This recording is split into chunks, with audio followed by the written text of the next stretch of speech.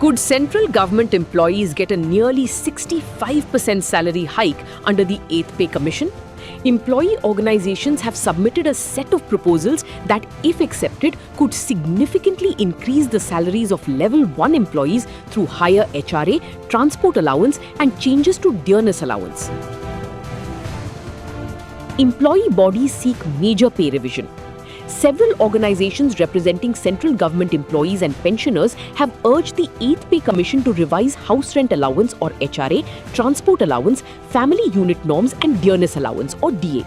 They argue that the current salary structure no longer reflects the rising cost of living, particularly in large cities where housing and daily expenses have sharpened sharply. The All India National Public Sector Employees Federation has proposed increasing the family unit from 3 members to 4.4 units by including dependent parents. According to the federation, this could raise the fitment factor from about 2.05 to 2.10, resulting in a higher revised basic salary for Level 1 employees.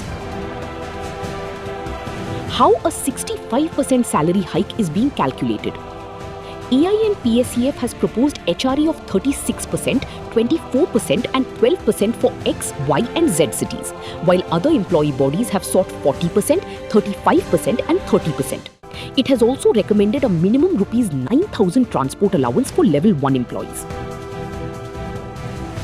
Several organizations have further suggested merging DA with basic pay once it reaches 25%, saying it would strengthen future salary revisions and pension calculations. Based on a 2.10 fitment factor, 36% HRA, Rs 9,000 transport allowance and 2% DA on the revised basic pay, the estimated gross salary could rise from Rs 37,080 to Rs 61,344, an increase of nearly 65%. However, these remain recommendations and the government is yet to take a final decision.